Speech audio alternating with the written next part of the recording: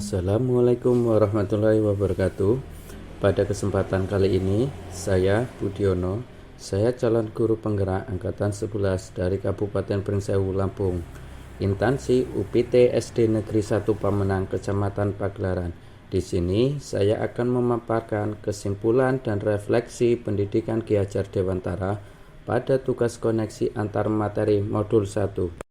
Sebelum memberikan kesimpulan dan refleksi, di sini saya akan membuat rangkuman terhadap pemikiran Ki Hajar Dewantara, bahwa Ki Hajar Dewantara mempunyai semboyan atau trilogi pemikiran, yaitu yang pertama, ing ngarsa sung tulodo. Sebagai pendidik, di depan harus memberikan teladan atau contoh yang baik kepada peserta didik.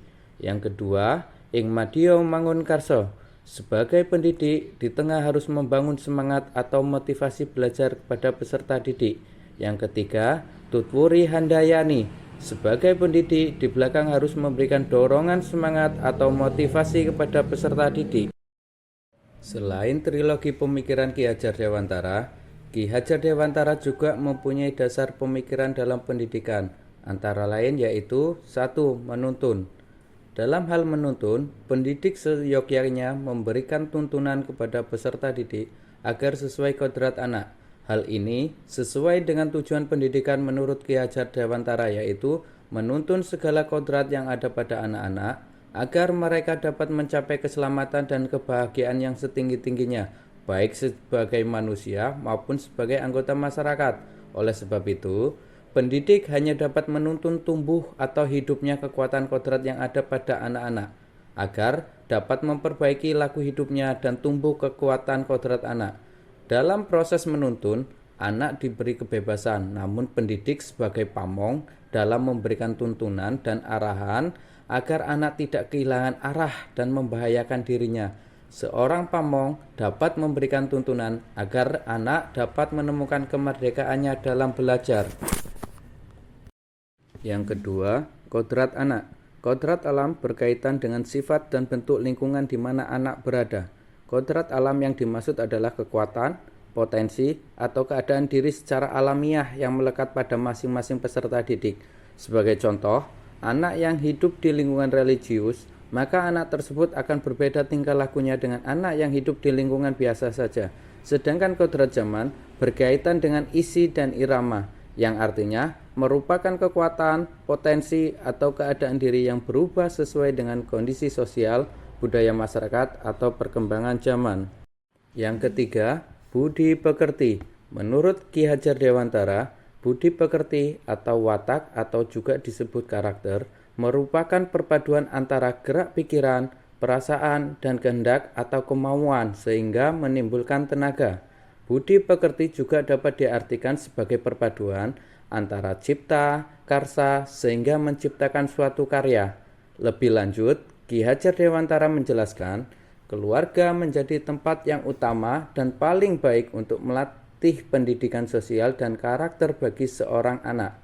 Keluarga merupakan tempat bersemainya pendidikan yang sempurna bagi anak untuk melatih kecerdasan budi pekerti atau pembentukan watak individual.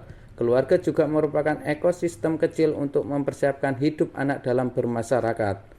Jika dikaitkan dengan pendidikan di sekolah, maka pemikiran Ki Hajar Dewantara dalam hal ini sangat relevan. Salah satu contoh tindakan yang selalu diterapkan adalah sikap gotong royong dan saling tolong-menolong. Setelah menjelaskan rangkuman tersebut, saya akan merefleksikan diri saya melalui 3 pertanyaan. Pertanyaan yang pertama, apa yang saya percaya tentang murid dan pembelajaran di kelas sebelum mempelajari modul 1.1 pendidikan Ki Hajar Dewantara, yaitu pendidik atau guru menjadi pusat perhatian dalam pembelajaran atau yang disebut teaching center. Suasana kelas yang tunduk dan patuh kepada guru sebagai sumber belajar. Siswa pasif dan motivasi belajar siswa rendah. Guru kurang memahami karakteristik peserta didik, mengutamakan aspek kognitif saja. Berikut ini adalah gambaran suasana di kelas saya sebelum saya mempelajari modul 1.1, yaitu guru menjadi pusat perhatian dan suasana kelas yang tunduk dan patuh karena guru menjadi satu-satunya sumber belajar. Pertanyaan kedua, apa yang berubah dari pemikiran atau perilaku saya setelah mempelajari modul 1.1? 1. Merubah pemikiran. Pembelajaran tidak berpusat lagi pada guru, melainkan berpusat pada peserta didik. Perlu pemahaman tentang karakteristik peserta didik, menuntun dan mengarahkan peserta didik dalam pembelajaran baik dari segi pengetahuan ataupun dalam budi pekerti. Yang kedua, merubah perilaku, yaitu merancang pembelajaran semenarik mungkin untuk menumbuhkan semangat dan motivasi belajar siswa, mengajak peserta didik berdiskusi untuk menghasilkan kesepakatan kelas, memberikan kebebasan untuk mengeksplorasi pengetahuan mereka tentang pembelajaran, melakukan refleksi setiap akhir pembelajaran. Pertanyaan ketiga, apa yang dapat segera saya terapkan lebih baik agar kelas saya mencerminkan pemikiran Ki Hajar Dewantara? Yang saya harus lakukan adalah saya harus merancang pembelajaran yang menyenangkan dan interaktif, menerapkan pembelajaran yang mengandung nilai-nilai kearifan lokal dan budaya, pembelajaran yang mengedepankan bukan hanya nilai pengetahuan, namun budi pekerti juga, berupaya melakukan pembelajaran yang berkenaan dengan zaman sekarang sesuai dengan kodrat zaman, melakukan pendidikan yang menuntun, membuat refleksi dan umpan balik setiap akhir materi. Dari rangkuman serta refleksi yang saya buat dapat disimpulkan bahwa pendidikan anak adalah pendidikan yang menuntun dan bukan menuntut. Pendidikan bukan hanya nilai pengetahuan, nilai akademis atau nilai yang hanya berbentuk angka, namun harus diselaraskan dengan budi pekerti. Pendidikan harus berpusat kepada peserta didik. Demikianlah hasil dari kesimpulan dan refleksi yang telah saya buat tentang pemikiran